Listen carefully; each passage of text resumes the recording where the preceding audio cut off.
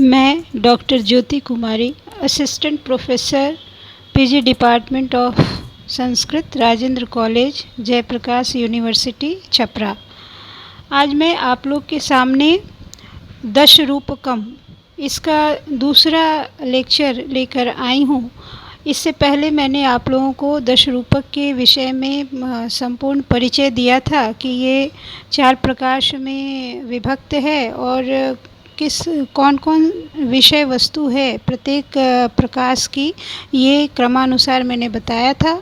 और इसके रचयिता श्री धनंजय आचार्य हैं।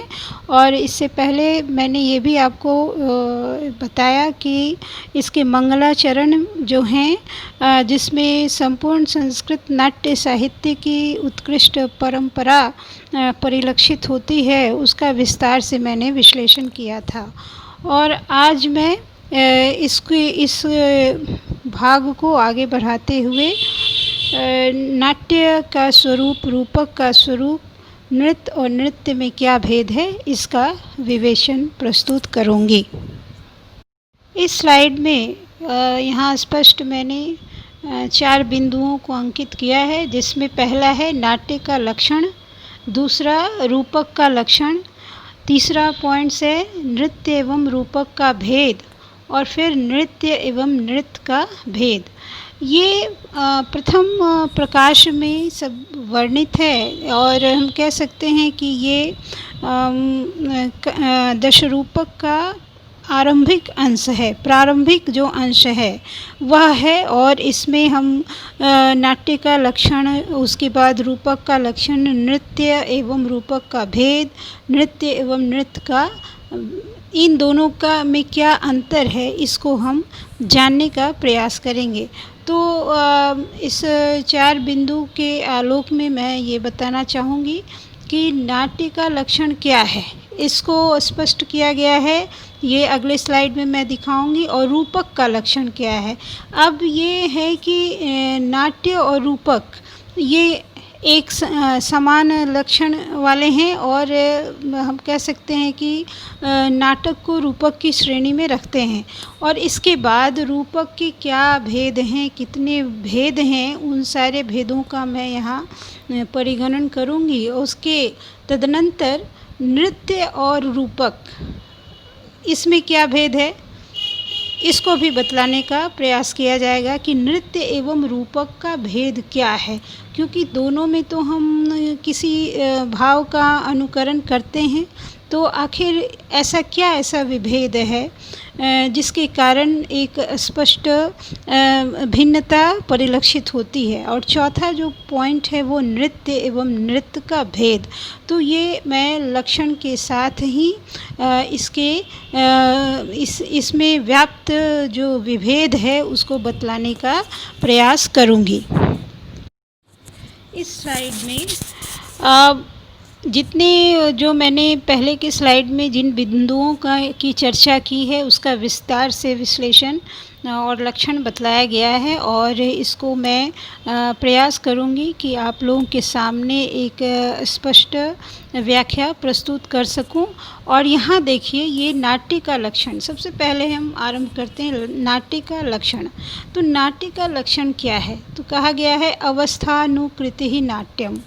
कहने का अर्थ क्या है, अवस्था का अनुकरण क्या है, नाट्य है। तो अब यहाँ प्रश्न उठता है कि अवस्था क्या है, अवस्था किसे कहते हैं। तो जैसे काव्य में वर्णित नायक की जो धीरोदात्त आदि अवस्थाओं का अनुकरण, अर्थात 4 प्रकार के अभिनय द्वारा अनुकार्य के साथ एक रूपता प्राप्त कर लेना ही नाट्य है। कहने का अर्थ क्या है कि जैसे धीरोदात्त आदि जो नायक के लक्षण हैं, तो उनकी इस लक्षण के अंतर्गत कुछ अवस्थाएं होती हैं, जिससे हम ये स्पष्ट विभेद करते हैं कि ये धीरोदात्त नायक हैं, ये धीर ललित हैं, धीर प्रशांत हैं, धीरोद्धत हैं। ये नायक के भेद हैं जिसमें उनकी विभिन्न अवस्थाएं होती हैं। तो उन अवस्थाओं का जो उन लक्षणों का, उन चारित्रिक विशेषताओं का जो हम अनुकरण करते हैं, वह क्या है, वह नाट्य है। अब जैसे हम कहते हैं कि रामायण में जैसे रामचंद्र जी का जो पात्र है, जैसे नट कोई राम के कैरेक्टर का जो क्या अभिनय करता है, तो हम ये मान बैठते हैं कि नट में राम अवस्थित हो गए हैं, मतलब एकदम एक रूप हो जाना। तो हम क्या कहेंगे कि नट का अनुकर्ता यहाँ नट है और उसने अनुकार्य राम आदि के साथ तादात्म्य में स्थापित कर ली है। तो इस तरह से हम कह सकते हैं कि तादात्म्य में स्थापित कर लेने के कारण नट में ऐसा लगता है कि यही राम है, इस प्रकार की एक रूपता स्थापित होती है। तो इस प्रकार जो अनुकरण हम करते हैं वह क्या है, अवस्था है, और इस अवस्था का अनुकरण क्या है, नाट्य है। जैसे कुछ सीरियल जैसे होते हैं ना, रामायण सीरियल में अब हम देखते हैं, एक मतलब एक व्यवहारिक उदाहरण आपको बताते हैं कि राम और सीता का जो रोल जिन्होंने निभाया, जैसे अरुण गोविल और दीपिका थी, तो इन लोगों ने इतने अच्छे से, जो कहा जाए उनके चरित्र का इतना अच्छे से चित्रण किया, उसका अनुकरण किया कि जैसे लगता है कि यही राम सीता है। इस प्रकार का भारतीय जनमानस में एक भाव उत्पन्न होता है। तो ये जो इस अवस्था का जो अनुकरण है वह नाट्य कहा गया है। तो हम आगे जैसे बढ़ते हैं, रूपक का लक्षण। रूपक क्या है, तो तद रूपकम समारोपात। अब तद रूपकम आरोप किए जाने के कारण वह जो है तत् क्या है, नाट्य रूपक कहलाता है। अब रूपक को हम समझें कि रूपक क्या है। रूपक किसी पर जो आरोप किया जाता है तो उसके कारण जो भाव उत्पन्न होते हैं, जो भाव का अनुसरण किया जाता है वह क्या हो गया, रूपक कहलाता है। तो एकदम स्पष्ट भाषा में जाने तो तद रूपकम समारोपात, आरोप किए जाने के कारण वह क्या है, रूपक हो गया। तो अब इस तरह से हम कह सकते हैं कि इसमें एक नाट्य है, नाट्य आया, दूसरा रूपक आया, एक और आते हैं शब्द रूपम दृश्यतया उच्यते। रूप क्या होने के कारण, दृश्य होने के कारण यह नाट्य रूप भी कहलाता है। जो नाट्य है, नाट्य को हम रूप भी कहते हैं, रूपक भी कहते हैं।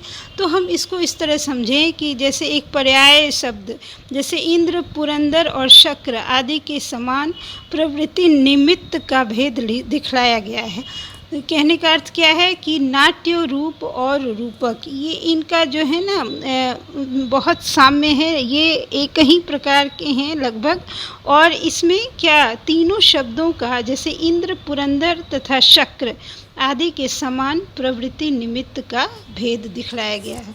तो यहाँ स्पष्ट हो जाता है कि नाट्य, रूप और रूपक।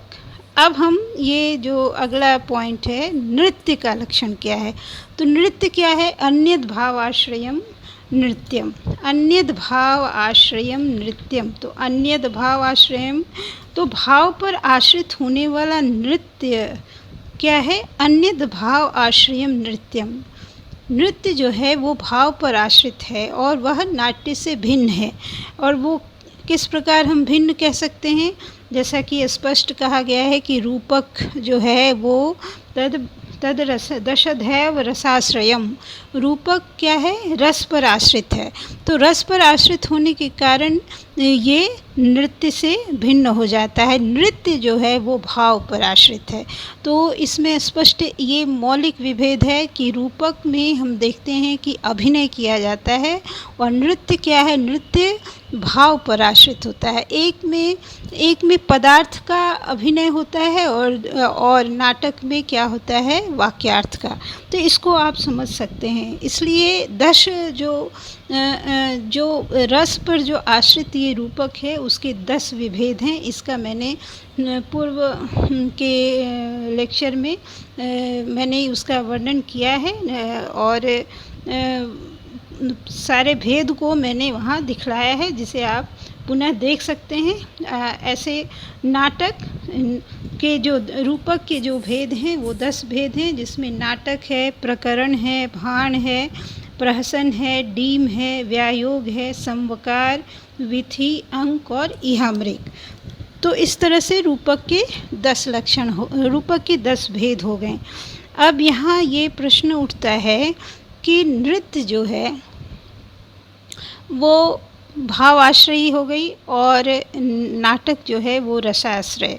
तो अब इसमें ये भी प्रश्न उठता है कि ये सभी जो हैं नृत्य के जो भेद हैं, जिसमें डोंबी, श्रीगदित, भाण, भाणी, प्रस्थान, रासक और काव्य, ये नृत्य के 7 भेद हैं। तो जब हम रूपक के 10 भेद को दिखलाते हैं, जिसमें एक भेद भाण भी है, तो इन नृत्य के इन भेदों को भाण के समान हम मान सकते हैं, लेकिन ऐसा नहीं किया जा सकता है। इसी का निराकरण आचार्य ने किया है। चूँकि रूपक जो है वो रस पर आश्रित है और भाव आश्रित नृत्य होता है, इसलिए नृत्य के इन भेदों को हम रूपक में नहीं मान सकते, भाण के समान हम नहीं मान सकते, ये सर्वथा उससे अलग हैं। तो यहाँ पर उन्होंने शंका का निराकरण किया है। अब हम एक और यहाँ दिखलाया है मैंने नृत्य क्या है। तो नृत्यम ताल लया आश्रयम, नृत्य जो है वो ताल और लय पर आश्रित है। अब जैसे हम कहते हैं ना, जैसे गात्र विक्षेप, शरीर हिलाना डुलाना, वो क्या हो गया, नृत्य हो गया। ये ताल और लय पर आश्रित है। तो इसके बीच भी एक अंतर है जिसको आपको समझना है कि नृत्य और नृत्य में क्या अंतर है। तो नृत्य जो है वो शास्त्रीय सिद्धांतों पर आधारित होता है और नृत्य जो है वह उसमें आंचलिकता, वो देशी जो स्वरूप है वह मिलती है, इसलिए इसे देशी नाम से हम जानते हैं। ऐसे कोई शास्त्रीय नियम नहीं रहते।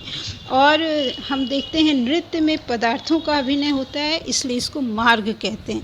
तो मूल रूप से आप यही समझिए कि नृत्य और नृत्य में अंतर है। नृत्य धातु का अर्थ तो गात्र विक्षेप है और दोनों ही अर्थों में हाथ पैर हिलाना डुलाना, जो अनुकरण, जो अभिनय होता है, दोनों ही तत्वों के साथ हैं। लेकिन दोनों के दो भेद हो जाते हैं। एक तो सुकुमार लास्य और उद्धत तांडव। जो सुकुमार नृत्य है उसको हम लास्य कहते हैं और जो उद्धत नृत्य है उसको हम तांडव कहते हैं।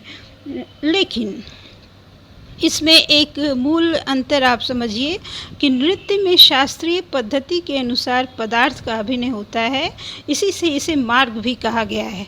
किंतु नृत्य में कोई अभिनय नहीं होता, इसमें जो अंग विक्षेप होता है वह शास्त्रीय पद्धति के अनुसार नहीं होती, अपितु लोक सरणी के अनुसार, इसलिए इसे देशी कहा गया है। तो हम कह सकते हैं कि नृत्य जो है वो भाव आश्रित है और नृत्य क्या है, वो ताल और लय आश्रित है।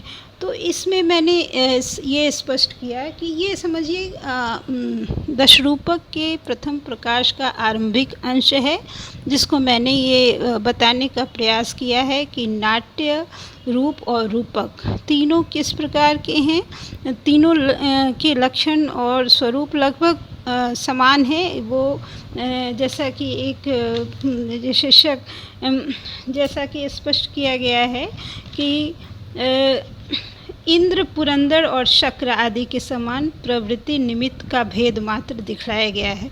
तो हम कह सकते हैं कि इन तीनों में ये तीनों जो हैं रस पर आश्रित हैं और इस तरह रूपक के 10 भेद हो जाते हैं। और इसके आगे मैंने बताया कि नृत्य क्या है। नृत्य में भी तो हम भावाश्रयम, अन्यद भावाश्रयम कहते हैं, उसमें भी तो अभिनय होता है। तो फिर ये रूपक से क्यों भिन्न है, इसको भी मैंने बताने का प्रयास किया है कि रूपक और नृत्य में क्या भेद है, और फिर अंतिम में नृत्य और नृत्य का क्या विभेद है, क्या उसमें अंतर है, इसको बतलाने का प्रयास किया है।